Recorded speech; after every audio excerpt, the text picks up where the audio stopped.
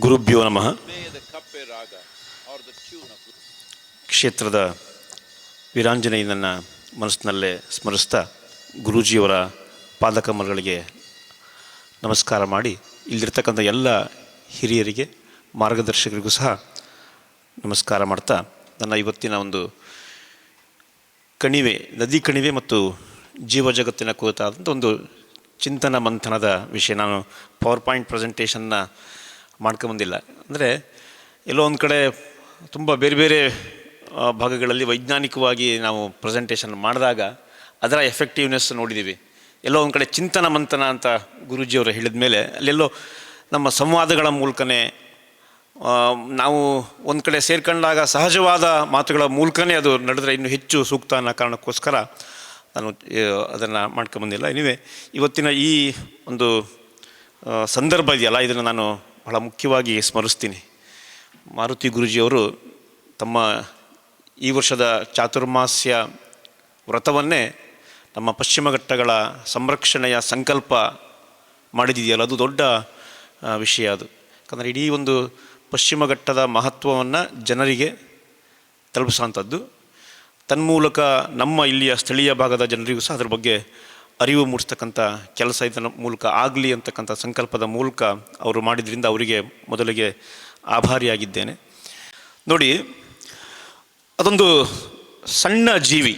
ನಾವು ಮನುಷ್ಯ ತುಂಬ ಬುದ್ಧಿವಂತರು, ನಮಗೆ ಮೆದುಳು ಅಥವಾ ಬೇರೆ ಬೇರೆ ಆಲೋಚಿಸುವ ಶಕ್ತಿ ಸಾಕಷ್ಟು ಇದೆ ಅಂತ ನಾವು ಮಾತಾಡ್ತಾ ಇರ್ತೀವಿ. ಆದರೆ ನಮ್ಮ ಪ್ರಕೃತಿಯ ಒಂದು ಸೂಕ್ಷ್ಮ ಕಪ್ಪೆ ಅಲ್ಲಿ ತನ್ನ ಮೊಟ್ಟೆಯನ್ನು ಸಂರಕ್ಷಣೆ ಮಾಡೋದಕ್ಕೋಸ್ಕರ, ತನ್ನ ಮುಂದಿನ ತಲೆಮಾರನ್ನು ರಕ್ಷಣೆ ಮಾಡೋದಕ್ಕೋಸ್ಕರ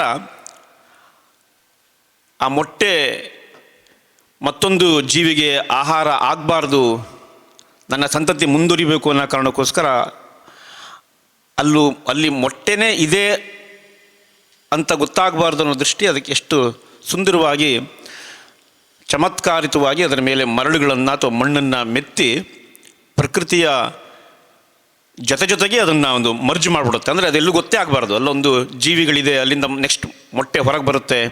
ಇಲ್ಲದೆ ಹೋದರೆ ಅದು ಅದೇ ತೊರೆಯಲ್ಲಿ ಇರುವಂತಹ ಈ ಏಡಿಗಳಿರ್ಬೋದು ಅಥವಾ ಬೇರೆ ಇನ್ಸೆಕ್ಟ್ಗಳಿರ್ಬೋದು, ಕೀಟಗಳು ಅಥವಾ ಹಾವಿರ್ಬೋದು, ಇವುಗಳಿಗೆ ಆಹಾರವಾಗಿ ಅದು ತನ್ನ ಅಂತ್ಯವನ್ನು ಕಾಣುವ ಎಲ್ಲ ಸಂದರ್ಭಗಳು ಸಹ ಇರುವ ಸಂದರ್ಭದಲ್ಲಿ ಆ ಕುಂಬಾರ ಕಪ್ಪೆ ತುಂಬ ಚಮತ್ಕಾರಿತವಾಗಿ ಅದನ್ನು ಆ ಕೆಲಸವನ್ನು ಮಾಡಿದೆ.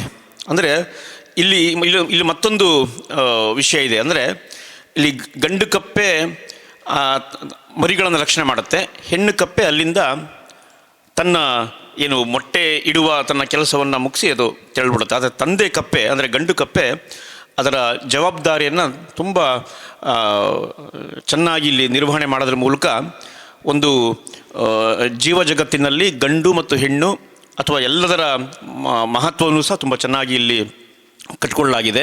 ಇದ್ರ ಮೂಲಕ ನಾವು ಏನು ಆಲೋಚನೆ ಮಾಡಬೇಕಾಗಿದೆ ಅಂತಂದರೆ, ಆ ಕಪ್ಪೆಯೇ ತನ್ನ ಮರಿಗಳನ್ನು ಅಥವಾ ಮೊಟ್ಟೆಗಳನ್ನು ಸಂರಕ್ಷಣೆ ಮಾಡ್ತಕ್ಕಂಥ ಅರಿವು ಅದಕ್ಕಿದ್ದಾಗ, ಇವತ್ತು ನಾವು ನಮ್ಮ ಶರಾವತಿ ಕಣಿವೆನ ನಾವು ತಾಯಿ ಅಂತ ಕರಿತೀವಿ.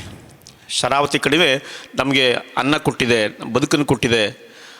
ತಲೆಮಾರುಗಳಿಂದ, ನಮ್ಮ ನೂರಾರು ತಲೆಮಾರುಗಳಿಂದ ನಮಗೆ ಗೊತ್ತೇ ಇಲ್ಲ, ನಮ್ಮ ಅಜ್ಜ ಮುತ್ತಜ್ಜನೋ ಮತ್ತಾರ್ಯಾರೋ ಇಲ್ಲಿ ಬದುಕನ್ನು ಕಟ್ಕೊಂಡಿದ್ದಾರೆ. ಮುಂದೂ ಸಹ ಅನೇಕ ತಲೆಮಾರುಗಳು ಇಲ್ಲಿ ಬದುಕನ್ನು ಮುಂದುವರಿಸಬೇಕು.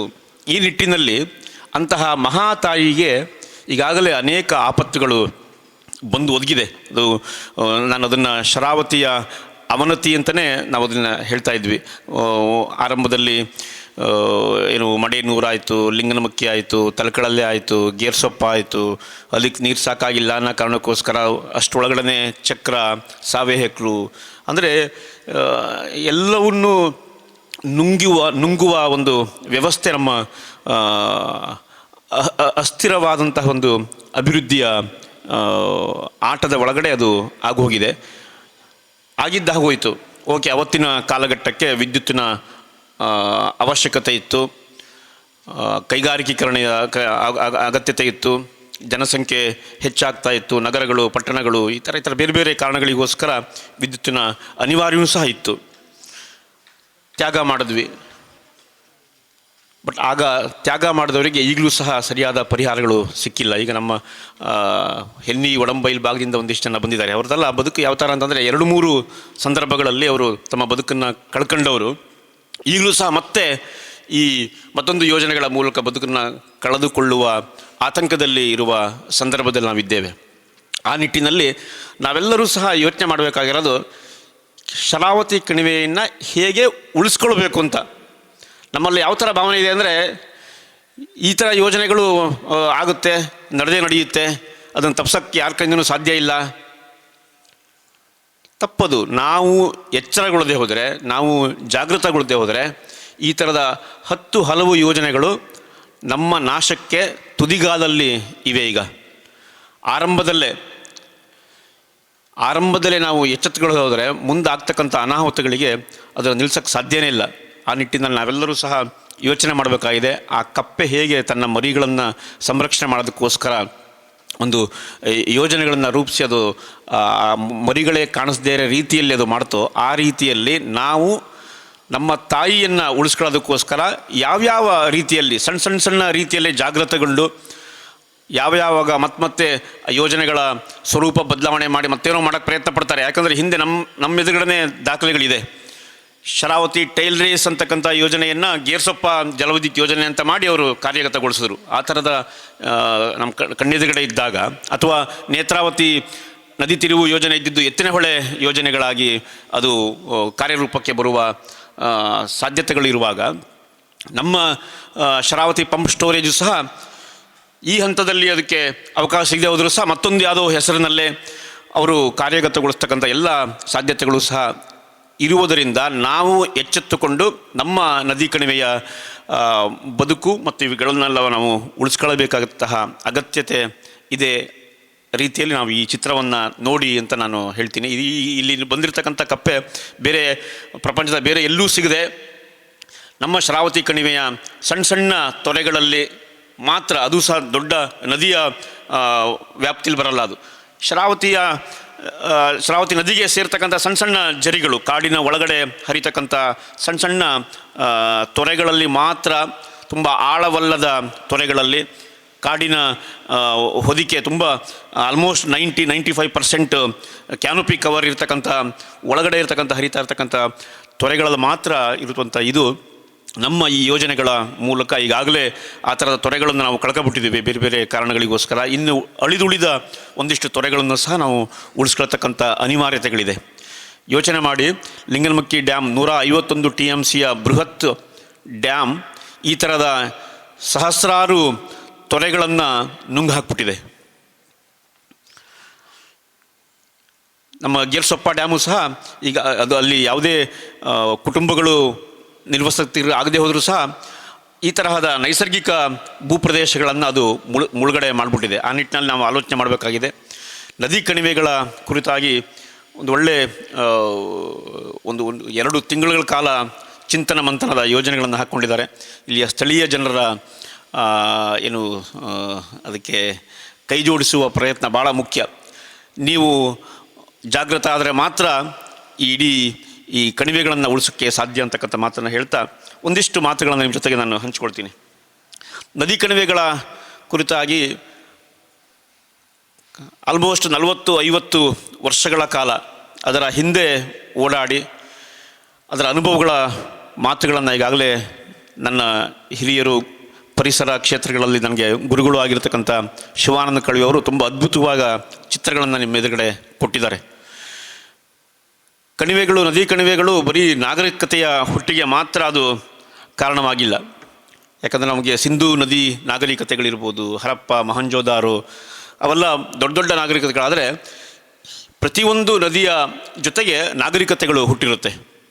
ಅದು ಶರಾವತಿ ಇರ್ಬೋದು ಅಥವಾ ಶರಾವತಿಯ ಉಪನದಿಗಳಾದಂತಹ ಬೇರೆ ಬೇರೆ ನಾಗೋಡಿ ಹೊಳೆ, ಎಣ್ಣೆ ಹೊಳೆ ಇರ್ಬೋದು, ಹರಿದ್ರಾವತಿ, ನಂದಿ ಹೊಳೆ, ಮಾವಿನ ಹೊಳೆ, ಹುರುಳಿ ಹೊಳೆ.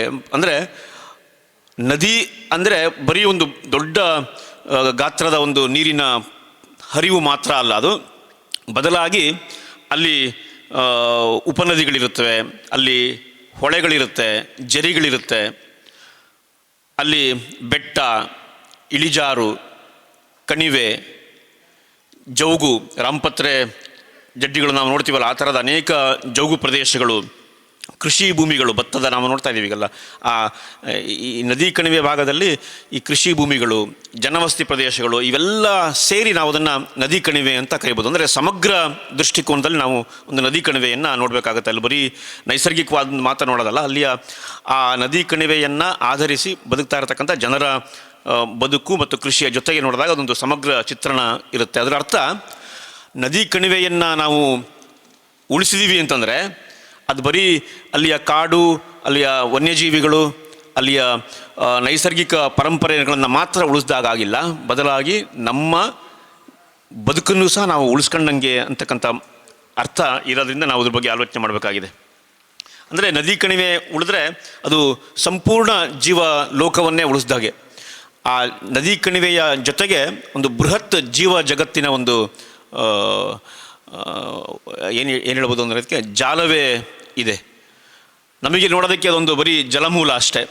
ಆದರೆ ಆ ಜಲಮೂಲವನ್ನು ಆಧರಿಸಿ ಸಹಸ್ರಾರು ವಿಧದ ಜೀವ ಜಗತ್ತು ಜೊತೆಗೆ ಒಂದು ಹೊಂದಾಣಿಕೆಯನ್ನು ಮಾಡಿಕೊಂಡು ಬದುಕನ್ನು ನಡೆಸ್ತಾ ಇರುತ್ತೆ. ಅದೊಂದು ಸಣ್ಣ ಕೀಟ ಇರ್ಬೋದು, ಅಥವಾ ದೊಡ್ಡ ಗಾತ್ರದ ಏನು ಹುಲಿ, ಚಿರತೆ ಅಥವಾ ಆನೆ ಅಥವಾ ಮತ್ತೇನೋ ಇರ್ಬೋದು, ಅಥವಾ ಮಧ್ಯಮ ಗಾತ್ರದ ಹಾವು, ಕಪ್ಪೆ ಇವೆಲ್ಲ ಇರ್ಬೋದು. ಅಂದರೆ ಆ ಕಾರಣಕ್ಕೆ ಒಂದು ನದಿ ಕಣಿವೆಯನ್ನು ನಾವು ಉಳಿಸ್ತೀವಿ ಅಂತಂದರೆ ಒಂದು ಬೃಹತ್ ಜೀವ ಜಗತ್ತನ್ನೇ ಉಳಿಸಿದ ಹಾಗಾಗುತ್ತೆ. ಆ ನಿಟ್ಟಿನಲ್ಲಿ ನಾವು ನಮ್ಮ ಶರಾವತಿ ಕಣಿವೆಯನ್ನು ಸಹ ನೋಡ್ತಕ್ಕಂಥ ಬಹಳ ಮುಖ್ಯ.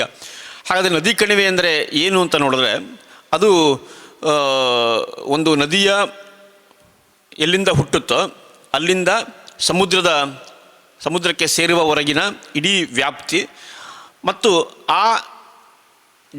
ಅದರ ಜಲಾನಯನ ಪ್ರದೇಶ ಅಂತಂದರೆ ಒಂದು ನಿರ್ದಿಷ್ಟ ಗುರಿಗೆ ಅಥವಾ ಒಂದು ಪಾಯಿಂಟಿಗೆ, ಒಂದು ಬಿಂದುವಿಗೆ ನೀರು ಯಾವ್ಯಾವ ಭಾಗದಿಂದ ಹರಿದು ಬರ್ತಾ ಇದೆಯೋ ಅವೆಲ್ಲವನ್ನು ನಾವು ಜಲಾನಯನ ಪ್ರದೇಶ ಅಂತ ಕರಿತೀವಿ. ಅಂದರೆ ಶರಾವತಿ ಜಲಾನಯನ ಪ್ರದೇಶ ಅಂತಂದರೆ ಅದು ತುಂಬ ದೊಡ್ಡ,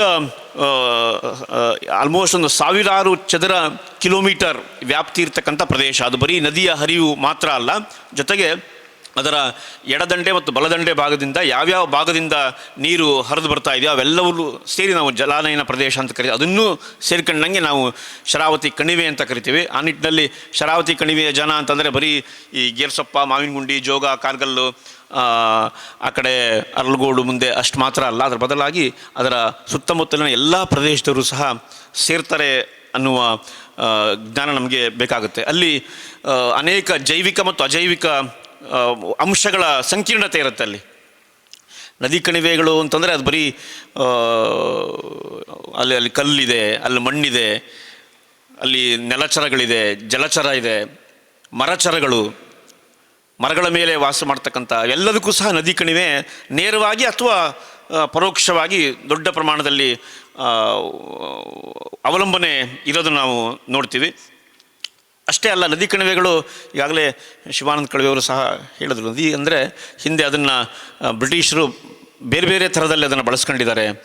ಸಾಗುವಾನಿಗಳ ನೆಡುತೋಪುಗಳನ್ನು ಮಾಡಿ ಸಾಗುವಾನಿಗಳನ್ನು ಸಾಗಾಣಿಕೆ ಮಾಡೋದಕ್ಕೂ ಸಹ ನಮ್ಮ ನದಿಗಳನ್ನು ಬಳಸ್ಕೊಳ್ತಕ್ಕಂಥ ವ್ಯವಸ್ಥೆಗಳನ್ನು ಮಾಡ್ಕೊಂಡಿದ್ರು ಅನ್ನೋದು. ಅಂದರೆ ಅದರ ಹಿನ್ನೆಲೆ ಏನು ಅಂತಂದರೆ, ಈ ನದಿ ಕಣಿವೆಗಳು ಬೀಜ ಪ್ರಸರಣಕ್ಕೂ ಸಹ ಅದು ಕೆಲಸ ಮಾಡುತ್ತೆ. ಎಲ್ಲೋ ಬಿದ್ದಂತಹ ಮಾವಿನ ಗೊರಟೆ ಮತ್ತೆಲ್ಲೋ ಬಂದು ಅದು ದೊಡ್ಡ ಬೃಹತ್ ಹೊಳೆದಂಡೆ ಮಾವಾಗಿ, ಅದು ನಮ್ಮ ಅಪ್ಪೆ ಮಿಡಿಯಾಗಿ, ಜೀರಿಗೆ ಮಿಡಿಯಾಗು ಮತ್ತೇನು ಬೇರೆ ಬೇರೆ ಥರದಲ್ಲಿ ನಮ್ಮ ಬದುಕಿನ ಭಾಗವಾಗಿ ಅದು ಉಳಿಯುತ್ತೆ. ಅಂದರೆ ನದಿ ಅಂದರೆ ನಮ್ಮ ಸಂಪೂರ್ಣ ಬದುಕಿನ ಮೇಲೆ ಒಂದಲ್ಲ ಒಂದು ರೀತಿಯಲ್ಲಿ ಅದು ನೇರ ಅಥವಾ ಪರೋಕ್ಷವಾಗಿ ಅದು ಏನು ಪ್ರಭಾವ ಬೀರ್ತಕ್ಕಂಥ ಒಂದು ಬಹಳ ಮುಖ್ಯವಾದಂಥ ಒಂದು ಇದು. ಹಾಗಾದರೆ ಸಹಜ ನದಿ ಕಣಿವೆಗಳನ್ನು ನೋಡೋದೇ ಇವತ್ತು ಭಾಳ ಅಪರೂಪ. ನಮ್ಮಲ್ಲಿರ್ತಕ್ಕಂಥ ಎಲ್ಲ ನದಿ ಕಣಿವೆಗಳು ಸಹ ಇವತ್ತು ತನ್ನ ಮೂಲ ಸ್ವರೂಪವನ್ನು ಈಗಾಗಲೇ ಬದಲಾವಣೆ ಮಾಡ್ಕೊಂಡ್ಬಿಟ್ಟಿದೆ. ಏನು ಅಘನಾಶಿನಿ ನದಿ ಕಣಿವೆ ಮಾತ್ರ ಯಾವುದೇ ರೀತಿಯ ಸ್ವರೂಪವನ್ನು ಕಳ್ಕೊಂಡಿಲ್ಲ. ಬಟ್ ಇವತ್ತು ಅದಕ್ಕೂ ಸಹ ಆತಂಕ ಎದುರಾಗಿದೆ. ಅಲ್ಲೂ ಮತ್ತೊಂದಿಷ್ಟು ಸಣ್ಣ ಸಣ್ಣ ಅಣೆಕಟ್ಟೆಗಳನ್ನು ಕಟ್ಟಿ ನೀರನ್ನು ಮತ್ತೆ ಇನ್ನೊಂದೆಡೆಗೆ ಸಾಗಿಸುವ ಯೋಜನೆಗಳು ಸಹ ನಮ್ಮ ಎದುರುಗಡೆ ಇದೆ. ಸಹಜ ನದಿ ಕಣಿವೆಗಳು ಸಹಸ್ರಾರು ವರ್ಷಗಳಿಂದ ನಮ್ಮ ಬದುಕನ್ನು ಅದು ಹಸನುಗೊಳಿಸಿದೆ. ಅಲ್ಲಿಯ ಆ ಭಾಗದ ಜನರ ನೀರಿನ ಭದ್ರತೆ ನೋಡಿ. ನಾವು ಯಾವ ಥರ ತುಂಬ ಚೆನ್ನಾಗಿ ಶಿವಾನಂದ ಕಳವೆಯವರು ಆಗ ಹೇಳಿದ್ರು, ವನ್ಯಜೀವಿಗಳಿಗೂ ಸಹ ಇವತ್ತು ನಾವು ನೀರನ್ನು ಹೇಗೆ ಬಳಸ್ಕೊಳ್ಬೇಕು ಅಂತಕ್ಕಂಥ ರೀತಿಯಲ್ಲಿ ಟ್ರೈನಿಂಗ್ ಕೊಡತಕ್ಕಂಥ ದಿನಗಳು ನಾವು ನೋಡ್ತಾ ಇದ್ದೀವಿ ಇವತ್ತು ಅಂತ.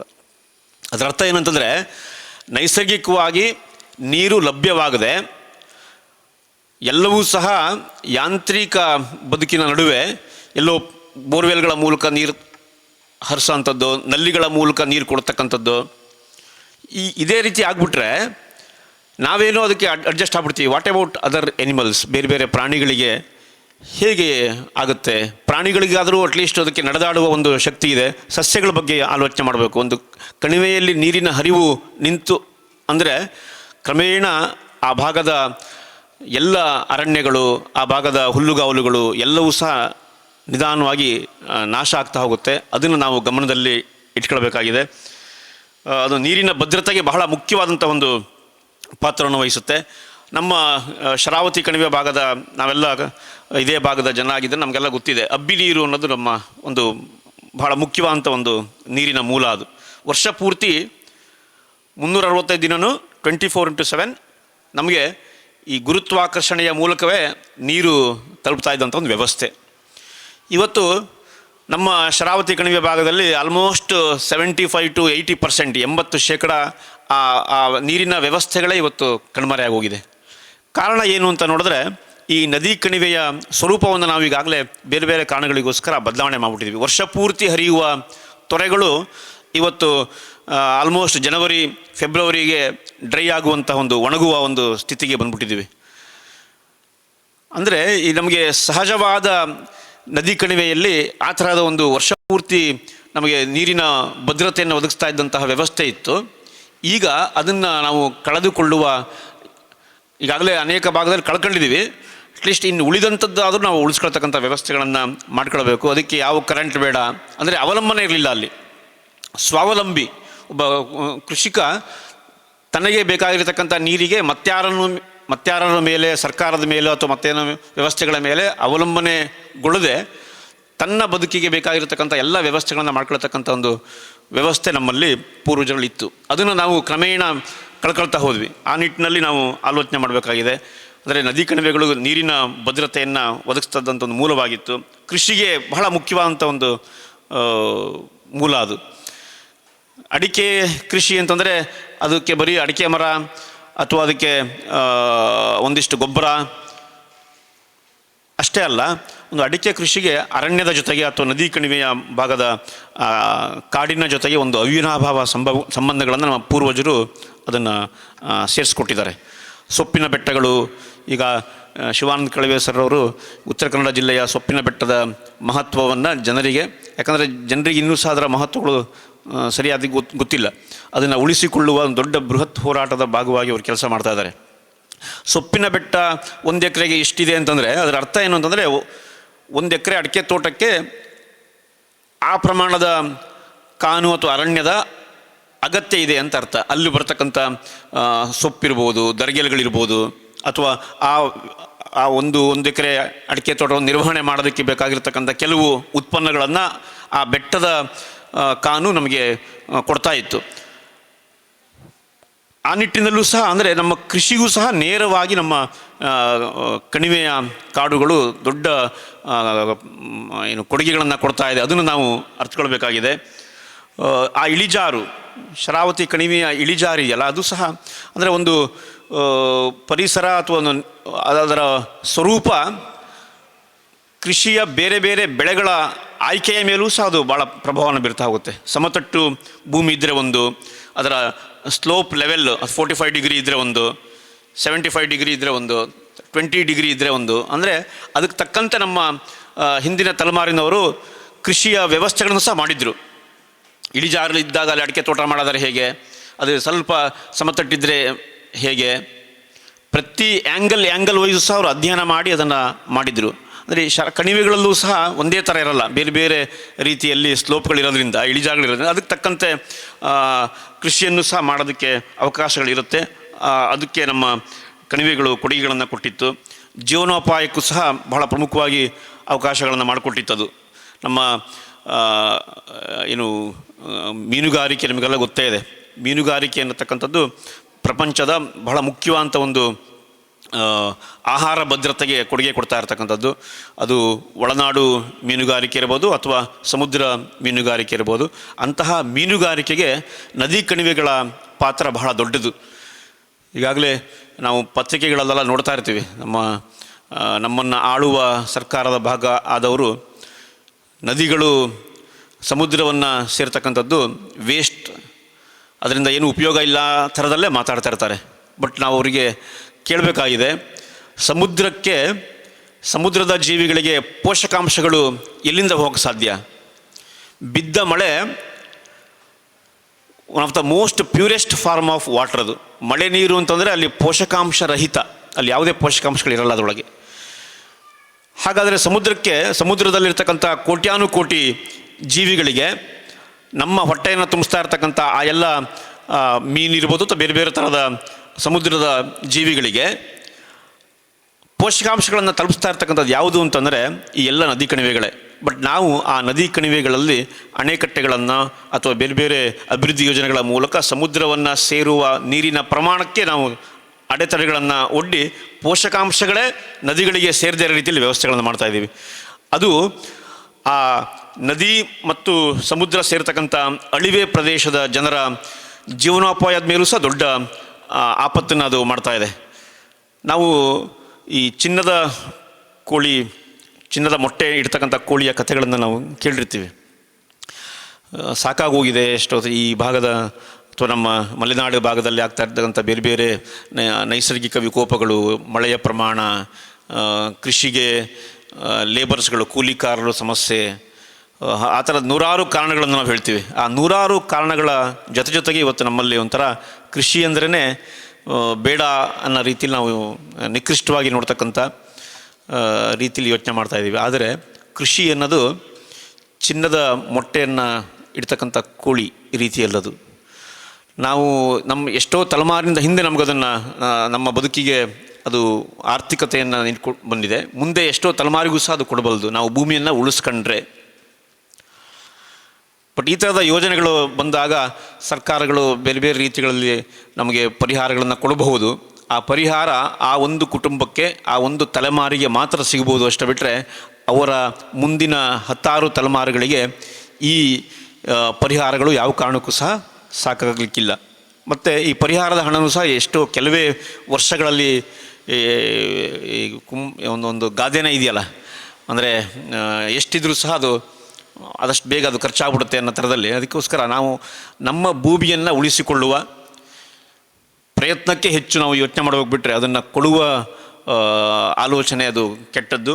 ಆ ನಿಟ್ಟಿನಲ್ಲಿ ನಮ್ಮ ಜೀವನೋಪಾಯಕ್ಕೆ ನಮ್ಮ ನದಿ ಕಣಿವೆಗಳು ಸಾಕಷ್ಟು ದೊಡ್ಡ ಪ್ರಮಾಣದಲ್ಲಿ ಅದು ಅವಕಾಶ ಮಾಡಿಕೊಟ್ಟಿದೆ. ಅದು ಮೀನುಗಾರಿಕೆ ಮೂಲಕ ಇರ್ಬೋದು, ಅಥವಾ ಅಡಿಕೆ ಅಥವಾ ಬೇರೆ ಇನ್ನಿತರ ಕೃಷಿಯ ಮೂಲಕ ಇರ್ಬೋದು, ಅಥವಾ ಅರಣ್ಯ ಉತ್ಪನ್ನಗಳು. ನಮ್ಮ ಶರಾವತಿ ಕಣಿವೆ ವೈವಿಧ್ಯಮಯವಾದಂತಹ ನಾನ್ ಟಿಂಬರ್ ಫಾರೆಸ್ಟ್ ಪ್ರೊಡ್ಯೂಸರ್ಸ್ ಅಂತ ನಾವು ಕರಿತೀವಿ. ಕಿರು ಅರಣ್ಯ ಉತ್ಪನ್ನಗಳಿಗೆ ಹೆಸರುವಾಸಿ ಅದು ಮುರುಗುಲು ಇರ್ಬೋದು, ಉಪ್ಪಾಗೆ ಇರ್ಬೋದು, ಧೂಪ ಇರ್ಬೋದು, ಜೇನು ಇರ್ಬೋದು. ಇದು 10 ಹಲವು ಅರಣ್ಯ ಉತ್ಪನ್ನಗಳ ಮೂಲಕನೇ ಅನೇಕ ಕುಟುಂಬಗಳು ಬದುಕನ್ನು ಕಟ್ಕೊಂಡಿವೆ. ಉಪ್ಪಾಗೆ ಇವೆಲ್ಲವನ್ನು ನೀಡ್ತಾ ಇರ್ತಕ್ಕಂಥ ಈ ಕಣಿವೆಯ ಪ್ರದೇಶಗಳನ್ನು ನಾವು ನಿರ್ಲಕ್ಷ್ಯ ಮಾಡ್ತಾಯಿದ್ದೀವಿ. ಅದಕ್ಕೆ ಆತಂಕಗಳು ಅಥವಾ ಸಮಸ್ಯೆಗಳು ಎದುರಾದಾಗ ಒಂದೇ ಒಂದು ಮಾತನ್ನು ಸಹ ನಾವು ಹೇಳುವ ನಮ್ಮ ಸಂವೇದನೆಗಳನ್ನು ನಾವು ಕಳ್ಕೊಳ್ತಾ ಇದ್ದೀವಿ. ನೋಡ್ತಾ ಇದ್ದೀವಿ ನಾವು ಎಷ್ಟೋ ಸಂದರ್ಭಗಳಲ್ಲಿ ನಮ್ಮ ಯೋಜನೆಗಳು ನಮ್ಮ ಭೂಮಿಗೆ ಅಥವಾ ನಮ್ಮ ಪ್ರಕೃತಿಗೆ ಹಾನಿ ಮಾಡುವ ಎಲ್ಲ ಸಾಧ್ಯತೆಗಳ ಬಗ್ಗೆ ನಮಗೆ ಅರಿವಿರುತ್ತೆ, ಇಲ್ಲ ಅಂತಲ್ಲ. ನೋಡಿಬೇಕಾರೆ ನಿಮಗೆ ಯಾರನ್ನು ಕೇಳಿದ್ರು ಸಹ ಪರಿಸರದ ಬಗ್ಗೆ ಇಲ್ಲಪ್ಪ ಅದರಿಂದ ಹಿಂಗಾಗುತ್ತೆ, ಹೌದು. ಆದರೆ ಅದಕ್ಕೆ ಸಮಸ್ಯೆ ಬಂದಾಗ ಧ್ವನಿ ಎತ್ತುವವರ ಸಂಖ್ಯೆ ಮಾತ್ರ ತುಂಬ ಕಡಿಮೆ. ಅದು ನಮಗೆ ಆತಂಕ ಹೆಚ್ಚು ಮಾಡಿರೋದು. ಹೆಚ್ಚೆಚ್ಚು ಜನ ಆಲೋಚನೆ ಮಾಡಬೇಕಾಗಿದೆ. ಇಷ್ಟೆಲ್ಲ ನಮಗೆ ಸಲಹುತ್ತಾ ಇರ್ತಕ್ಕಂಥ, ನಮ್ಮ ಬದುಕಿಗೆ ಆಶ್ರಯ ನೀಡಿರ್ತಕ್ಕಂಥ ಕಣಿವೆಯನ್ನು ಉಳಿಸಿಕೊಳ್ಳಲು ನಮ್ಮಲ್ಲಿ ಒಂದು ಆ ಸಂವೇದನೆಯನ್ನು ನೀಡಲಿ ದೇವರು ಅಂತಕ್ಕಂಥ ಒಂದು ಪ್ರಾರ್ಥನೆಯನ್ನು ಇವತ್ತು ನಾವು ಮಾಡ್ಕೊಳ್ಬೇಕಾಗಿದೆ. ಪ್ರವಾಸೋದ್ಯಮದ ಬಗ್ಗೆ ಹೇಳೋದೇ ಬೇಡ. ಪ್ರವಾಸೋದ್ಯಮದ ಬಗ್ಗೆ ಹೇಳೋದಾದರೆ ನಮ್ಮ ಕರಾವಳಿ ಅಥವಾ ನಮ್ಮ ಕಣಿವೆ ಪ್ರದೇಶಗಳು ಪರಿಸರ ಪ್ರವಾಸೋದ್ಯಮಕ್ಕೆ ಅತ್ಯಂತ ಹೆಚ್ಚು ಸೂಕ್ತವಾದಂಥ ಪ್ರದೇಶಗಳು. ಇಲ್ಲಿರ್ತಕ್ಕಂಥ ಜಲಪಾತಗಳಿರ್ಬೋದು, ಝರಿಗಳಿರ್ಬೋದು, ಇಲ್ಲಿರುವ ಶೋಲಾ ಹುಲ್ಲುಗಾವಲು ಪ್ರದೇಶಗಳಿರ್ಬೋದು, ಇವೆಲ್ಲವೂ ಸಹ ತುಂಬ ಸಮೃದ್ಧವಾದಂತಹ ಪ್ರವಾಸೋದ್ಯಮಕ್ಕೆ ಅವಕಾಶ ಇರತಕ್ಕಂಥ ಪ್ರದೇಶಗಳು. ಅದು ಯಾವುದನ್ನು ಸಹ ನಾವು ಸರ್ಕಾರದ ಮಟ್ಟದಲ್ಲಿ ನಾವು ಮಾತನಾಡೋಕ್ಕೆ ಹೋಗಲ್ಲ.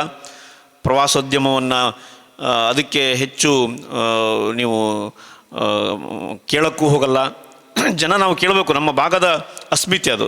ಅದ್ರ ಮೂಲಕ ನಾವು ಜೀವನೋಪಾಯ ಮಾಡ್ಕೊಳ್ಳೋದ್ರ ಬಗ್ಗೆ ನಾವು ಕೇಳ್ಬೋದು. ಅದನ್ನು ಯಾವುದನ್ನು ನಾವು ಕೇಳೋದೇ ಇಲ್ಲ. ಎಷ್ಟೋ ವರ್ಷಗಳಿಂದಲೂ ಸಹ ಇದೆ. ಉತ್ತರ ಕನ್ನಡ ಜಿಲ್ಲೆಯಲ್ಲಿ ಪ್ರವಾಸೋದ್ಯಮ ಜಿಲ್ಲೆಯನ್ನಾಗಿ ನೀವು ಘೋಷಣೆ ಮಾಡಿ ನಮಗೆ ಬೇರೆ ಬೇರೆ ಏನು ಫಂಡ್ಗಳನ್ನು ಕೊಡಿ ಅಂತ ಕೇಳ್ತಾ ಇದ್ದಾರೆ. ಯಾವುದನ್ನು ಸಹ ಇವತ್ತಿನ ತನಕನೂ ಆಗಿಲ್ಲ. ಆ ನಿಟ್ಟಿನಲ್ಲಿ ಈ ಕಣಿವೆ ಅನ್ನೋದು ಪ್ರವಾಸೋದ್ಯಮಕ್ಕೂ ಸಹ ದೊಡ್ಡ ಕೊಡುಗೆಗಳನ್ನು ಕೊಡುತ್ತೆ. ಇಲ್ಲಿಯ ಗಿಡಮೂಲಿಕೆಗಳು ಅಷ್ಟೇ, ತುಂಬ ಅಮೂಲ್ಯವಾದಂಥ ಗಿಡಮೂಲಿಕೆಗಳು ನಮ್ಮ ಕಣಿವೆ ಭಾಗದಲ್ಲಿದೆ. ಆ ಗಿಡಮೂಲಿಕೆಗಳೆಲ್ಲವೂ ಸಹ ಹಿಂದೆ ಅದರ ಮಹತ್ವವನ್ನು ಬ್ರಿಟಿಷರು ಭಾಳ ಚೆನ್ನಾಗಿ ತಿಳ್ಕೊಂಡಿದ್ರು. ಗಿಡಮೂಲಿಕೆಗಳು ಎಷ್ಟೋ ಕಳ್ಳ ಸಾಗಾಣಿಕೆಯ ಮೂಲಕ ಬೇರೆ ಬೇರೆ ದೇಶಗಳನ್ನು ತಲುಪಿದೆ.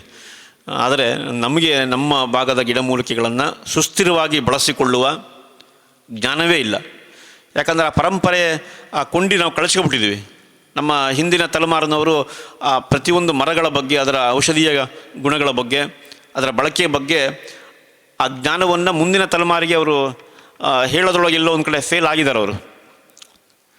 ಅವಾಗ ಏನಾಗುತ್ತೆ, ಅದರ ಮೌಲ್ಯಗಳು ಗೊತ್ತಿಲ್ಲದೆ ನಮ್ಮ ಮನೆಯ ಹಿಂಭಾಗದ ಬೆಟ್ಟದಲ್ಲೇ ಇದ್ದಂಥ ಒಂದು ಅಮೂಲ್ಯವಾದಂಥ ಒಂದು ಗಿಡಮೂಲಿಕೆ ನಮ್ಮ ಕೃಷಿ ಚಟುವಟಿಕೆಗಳಿಗೋಸ್ಕರ ಅದು ನಾಶ ಆಗೋ ಎಲ್ಲ ಸಾಧ್ಯತೆಗಳಿರುತ್ತೆ. ಅದಕ್ಕೋಸ್ಕರ ಅದನ್ನು ಆಲೋಚನೆ ಮಾಡಬೇಕಾಗಿದೆ.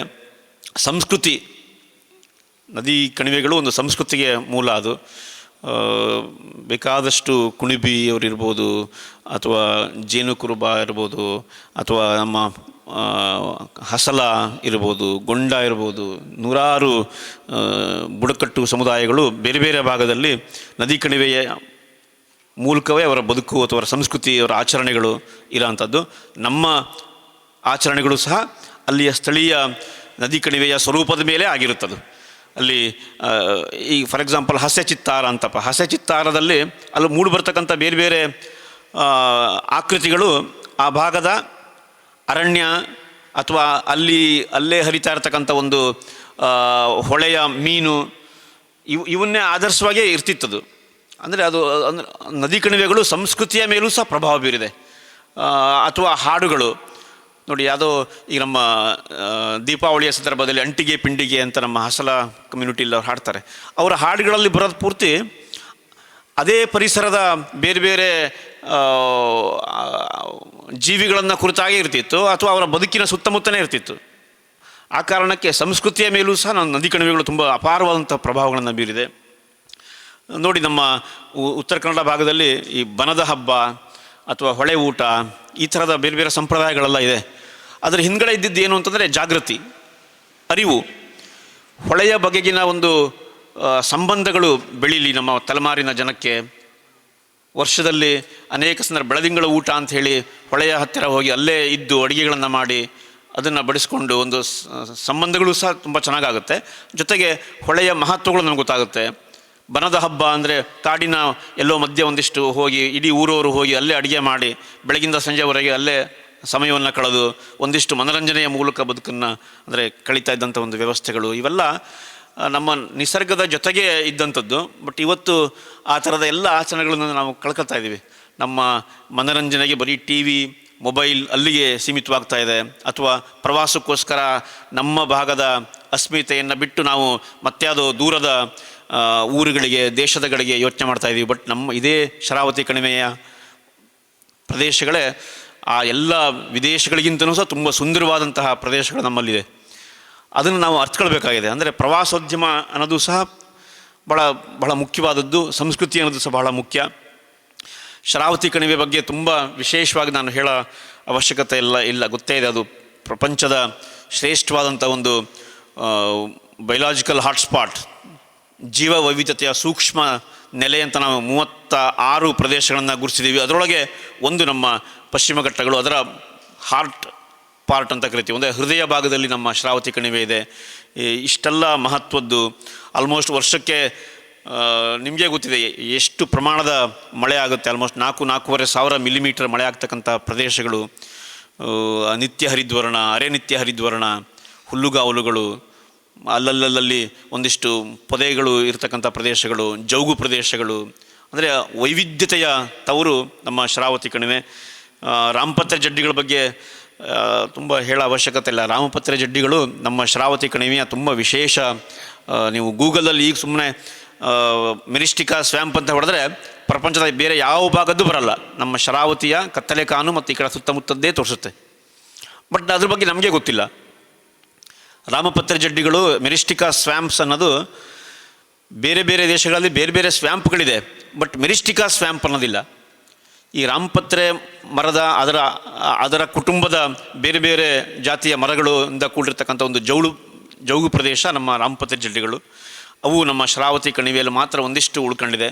ಅದು ಸಹ ಈ ಥರದ ಯೋಜನೆಗಳು ಬಂದ್ಬಿಟ್ರೆ ಅದು ಸಹ ನೆಲಸಮ ಆಗೋಗುತ್ತೆ. ಆ ನಿಟ್ಟಿನಲ್ಲಿ ನಾವು ಆಲೋಚನೆ ಮಾಡಬೇಕಾಗಿರ್ತಕ್ಕಂಥದ್ದು.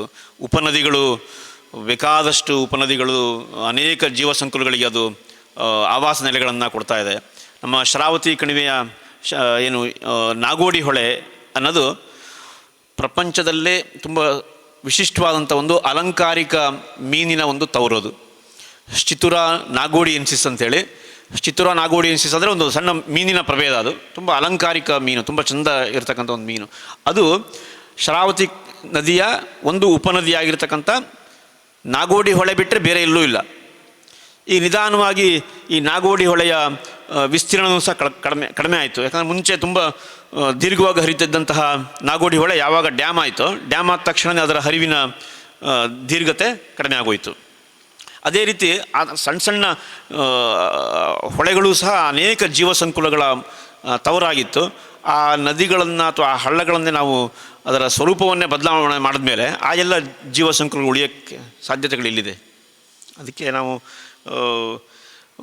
ಸಿಂಗಳೀಕಗಳು, ಅದೆಲ್ಲ ನಿಮಗೆಲ್ಲ ಗೊತ್ತಿರೋಂಥ ವಿಷಯಗಳೇ. ಶ್ರಾವತಿ ಕಣಿವೆ ಅನ್ನೋದು ಪ್ರಪಂಚದಲ್ಲೇ ತುಂಬ ವಿಶಿಷ್ಟವಾದಂಥ ಒಂದು ಸಿಂಗಳೀಕ ಪ್ರಭೇದಕ್ಕೆ ಖ್ಯಾತಿ ಹೊಂದಿರತಕ್ಕಂಥದ್ದು ಅಲ್ವಾ. ಸಿಂಹಬಾಲದ ಸಿಂಗಳೀಕ ಅಂಥೇಳಿ. ಅದರ ಬದುಕಿನ ಶೈಲಿನೂ ಸಹ ತುಂಬ ವಿಶೇಷವಾದದ್ದು.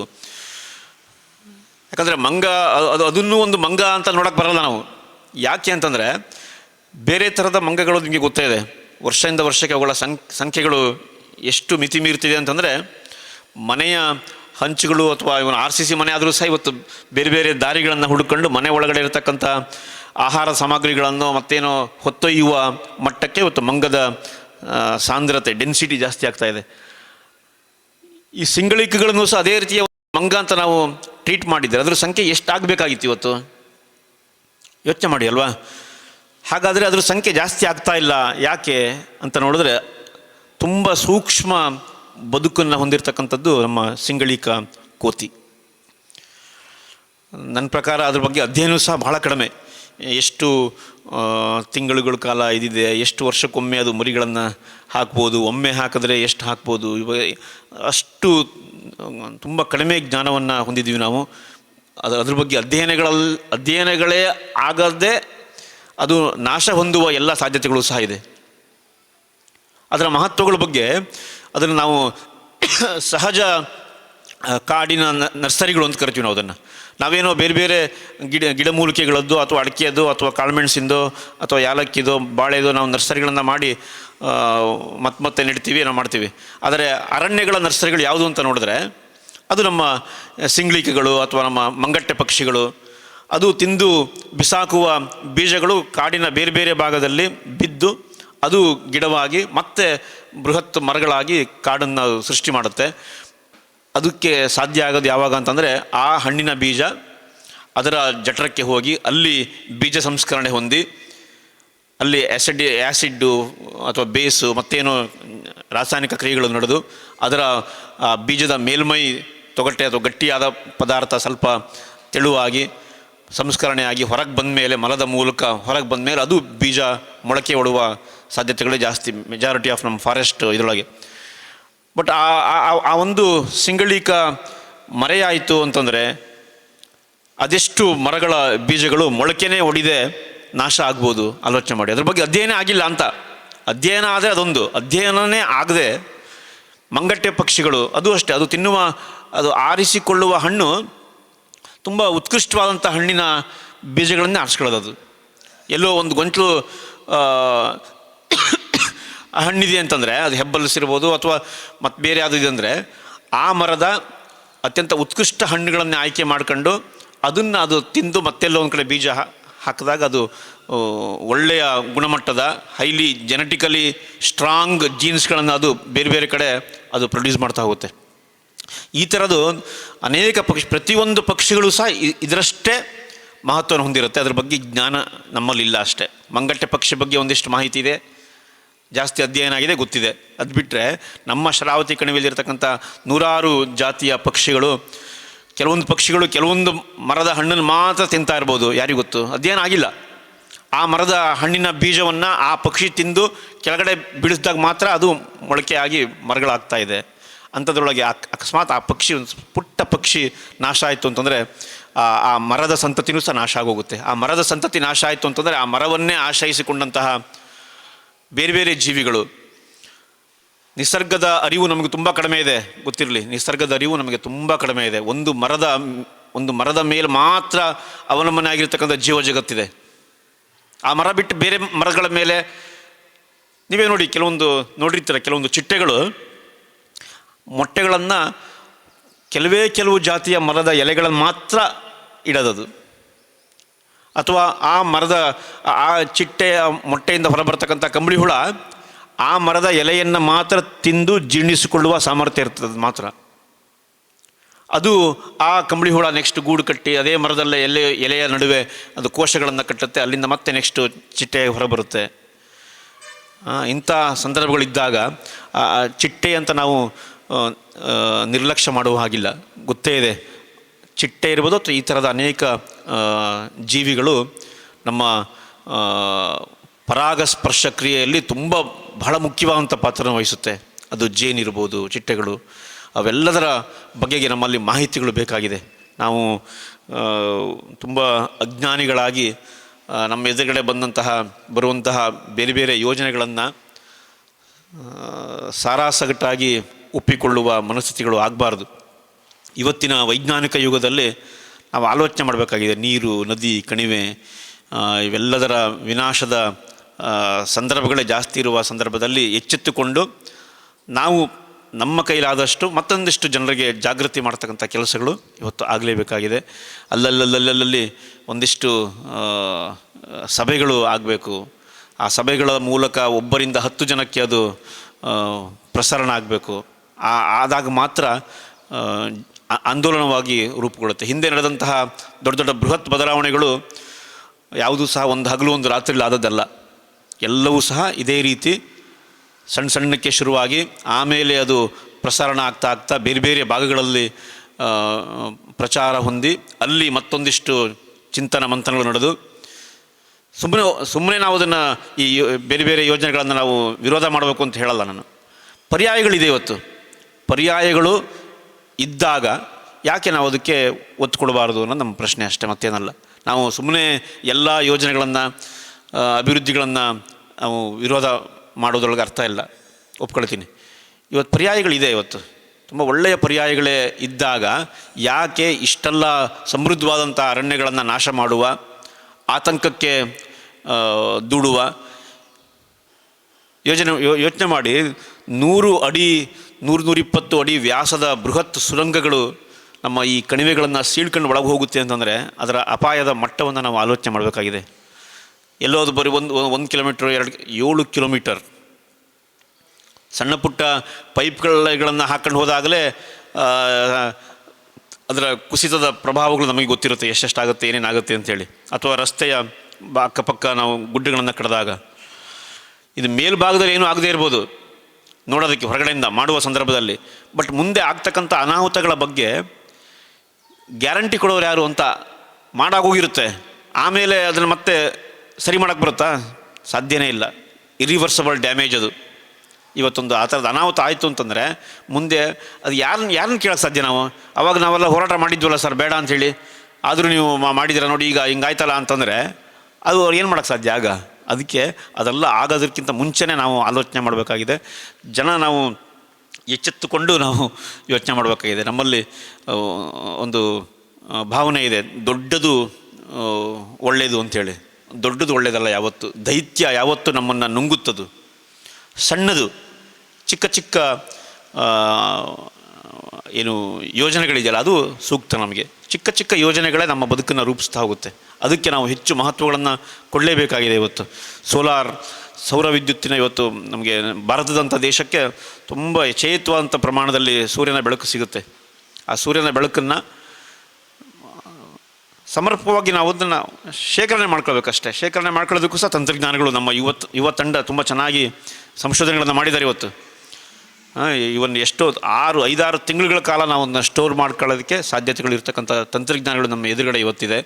ಅಂತಹ ಬ್ಯಾಟ್ರಿ ಎನರ್ಜಿ ಸ್ಟೋರೇಜ್ ಸಿಸ್ಟಮ್ಗಳ ಮೂಲಕ ಬಿಸಿಲಿನ ಹೊತ್ತಿನಲ್ಲಿ ಉತ್ಪಾದನೆ ಆಗ್ತಕ್ಕಂಥ ವಿದ್ಯುತ್ತನ್ನು ಶೇಖರಣೆ ಮಾಡೋವಂಥದ್ದು, ಅಗತ್ಯ ಇದ್ದಾಗ ಸಂಜೆ ರಾತ್ರಿನೋ ಅಥವಾ ಬೆಳಗಿನ ಜಾವನೋ ಯಾವಾಗ ಹೆಚ್ಚು ಅಗತ್ಯ ವಿದ್ಯುತ್ ಬೇಕಾಗುತ್ತೋ ಆವಾಗ ಪೂರೈಕೆ ಮಾಡುವ ಸಣ್ಣ ಸೋಲಾರ್ ಪಾರ್ಕ್ಗಳನ್ನು, ಎಲ್ಲೋ ಒಂದು ಕಡೆ ಸಾವಿರಾರು ಹೆಕ್ಟೇರ್ ಕೃಷಿ ಭೂಮಿಗಳನ್ನು ನುಂಗಿ ಹಾಕುವ ಸೋಲಾರ್ ಪಾರ್ಕ್ಗಳು ನಮಗೆ ಬೇಡ.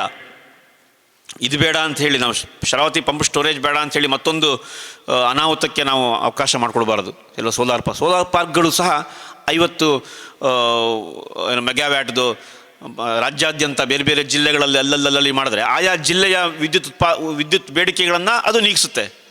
ಎಲ್ಲೋ ಒಂದು ಕಡೆಯೇ ಉತ್ಪಾದನೆ ಮಾಡಿ ಎಲ್ಲ ಕಡೆ ಕೊಡಬೇಕು ಅಂತ ಎಲ್ಲೂ ಕಾನೂನಿಲ್ಲ. ಎಲ್ಲ ಒಂದು ಕಡೆಯೇ ವಿದ್ಯುತ್ ಉತ್ಪಾದನೆ ಮಾಡಿ ಎಲ್ಲ ಕಡೆಯೂ ಸಹ ಸಾಗಾಣಿಕೆ ಮಾಡಿ ಆ ಸಾಗಾಣಿಕೆ ಮಾಡುವ ಸಂದರ್ಭದಲ್ಲಿ ವಿದ್ಯುತ್ ನಷ್ಟ ಆಗೋದು, ಟ್ರಾನ್ಸ್ಮಿಷನ್ ಲಾಸ್ ಅಂತ ಆಗುತ್ತೆ, ಸಾಗಾಣಿಕೆ ಲಾಸ್ಗಳು ನಷ್ಟ, ಅದೆಲ್ಲ ಉಳಿಸ್ಬೋದು ನಾವು. ಆಯಾ ಜಿಲ್ಲೆ ಎಲ್ಲಿ ಜಾಸ್ತಿ ಬೇಡಿಕೆ ಇದೆ.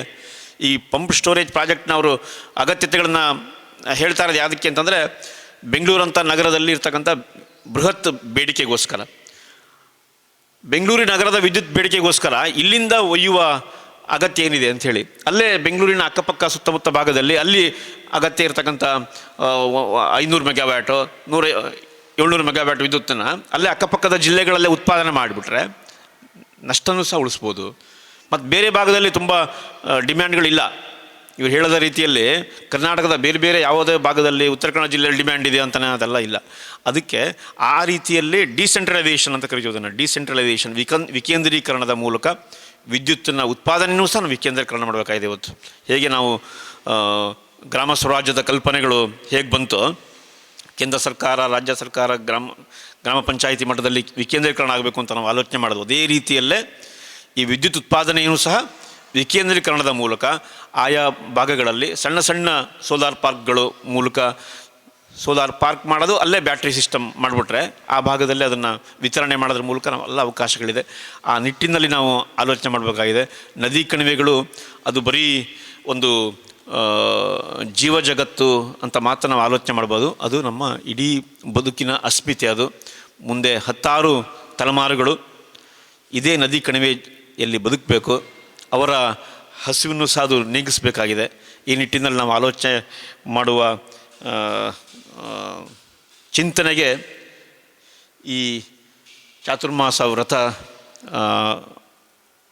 ಅವಕಾಶ ಮಾಡಿಕೊಡ್ಲಿ ಅನ್ನೋ ಕಾರಣಕ್ಕೋಸ್ಕರ ನಮ್ಮ ಗುರೂಜಿಯವರು ಸಂಕಲ್ಪ ಮಾಡಿದ್ದಾರೆ. ನಾವೆಲ್ಲರೂ ಸಹ ಕೈ ಜೋಡಿಸ್ಬೇಕಾಗಿದೆ. ಇವತ್ತು ಇದೇ ರೀತಿ ಮುಂದಿನ 2 ತಿಂಗಳ ಕಾಲ ಬೇರೆ ಬೇರೆ ವಿಷಯಗಳ ಬಗ್ಗೆ ಚಿಂತನ ಮಂತ್ರ ನಡೆಯುತ್ತೆ. ತುಂಬ ಚೆಂದ ಇದೆ ಅವರ ಆಲೋಚನೆಗಳು. ಅವರು ಮಾತಾಡ್ತಾ ಅವ್ರು ಹೇಳ್ತಾರೆ ಬೇರೆ ಬೇರೆ ಸಂದರ್ಭಗಳಲ್ಲಿ ಹೊಸ ತಲೆಮಾರಿನ ಸಂಶೋಧನಾರ್ಥಿಗಳಿಗೆ ಈ ಹಿಂದೆ ಅನುಭವ ಇರತಕ್ಕಂಥ ವಿಜ್ಞಾನಿಗಳನ್ನು ಕರೆಸಿ ಅವರಿಬ್ಬರನ್ನ ಒಂದು ಕಡೆ ಸೇರಿಸೋಂಥ ಪ್ರಯತ್ನ ನೋಡಿ. ಅದೆಲ್ಲ ಎಷ್ಟು ಒಳ್ಳೆಯ ಕೆಲಸಗಳು ಅಂತಂದರೆ, ಶರಾವತಿ ಕಣಿವೆಯ ಭಾಗದಲ್ಲಿ ನಡೆದಂತಹ ಬೇರೆ ಬೇರೆ ವೈಜ್ಞಾನಿಕ ಸಂಶೋಧನೆಗಳನ್ನು ಮಾಡಿರತಕ್ಕಂಥ ವಿಜ್ಞಾನಿಗಳನ್ನು ಕರೆಸೋಂಥದ್ದು. ಹಾಗೆ ಮುಂದೆ ಈ ಥರದ ವೈಜ್ಞಾನಿಕ ಸಂಶೋಧನೆಗಳಲ್ಲಿ ತೊಡಗಿಸಿಕೊಳ್ತಕ್ಕಂಥ ಆಸಕ್ತಿ ಇರುವ ಯುವ ತಲೆಮಾರನ್ನು ಸಹ ಒಂದು ಕಡೆ ಕೂರಿಸೋದು ಎಷ್ಟು ಒಳ್ಳೆಯ ಕೆಲಸಗಳು ಅಂತಂದರೆ ಇವೆಲ್ಲ ಭಾಳ ಮುಖ್ಯವಾದಂತಹ ಕೆಲಸಗಳು. ಈ ಯೋಜನೆಗಳನ್ನು ಅಥವಾ ಈ ಭಾಗದ ಪರಿಸರವನ್ನು ನಾವು ಸಂರಕ್ಷಣೆ ಮಾಡಬೇಕು ಅಂತಂದರೆ ಯಾರೋ ಒಬ್ಬರು ಇಬ್ಬರಿಂದ ಅಲ್ಲ, ಸಾಧ್ಯ ಇಲ್ಲ. ಇವೆಲ್ಲವೂ ಸಹ ಸಮುದಾಯ ಮಟ್ಟದಲ್ಲಿ ಎಚ್ಚರಗೊಳ್ಬೇಕಾಗಿದೆ. ಸಮುದಾಯ ಜಾಗೃತಿ ಇದೆಯಲ್ಲ, ಅದು ಬಹಳ ಮುಖ್ಯ. ಅದು ಹೆಚ್ಚಾಗಬೇಕಾಗಿದೆ. ಹೊಸ ತಲೆಮಾರಿನ ಜನರಿಗೆ ಪರಿಸರದ ಬಗೆಗಿನ ಆಸಕ್ತಿ ಅಥವಾ ಅದರ ಮಹತ್ವದ ಬಗ್ಗೆ ಒಂದಿಷ್ಟು ಅರಿವಿದೆ. ಬಟ್ ಅವರಿಗೆ ಒಂದು ಕಿಚ್ಚು ಹಚ್ಚಬೇಕಾಗಿದೆ ಅಷ್ಟೇ. ಯಾಕಂದರೆ ಈ ಶೈಕ್ಷಣಿಕ ವ್ಯವಸ್ಥೆಗಳಲ್ಲಿ ಪರಿಸರ ಶಿಕ್ಷಣವನ್ನು ಸಹ ಒಂದಿಷ್ಟು ಸೇರಿಸಿದ್ದಾರೆ. ಆ ಕಾರಣಕ್ಕೆ ಒಂದು ಮೂಲಭೂತ ವಿಷಯದ ಬಗ್ಗೆ ಅವರಲ್ಲಿ ಜ್ಞಾನ ಇದೆ. ಬಟ್ ಅದನ್ನು ನಾವು ನಮ್ಮ ಶರಾವತಿ ಕಣಿವೆಯ ಜೊತೆಗೆ ಕನೆಕ್ಟ್ ಮಾಡಬೇಕಾಗಿದೆ.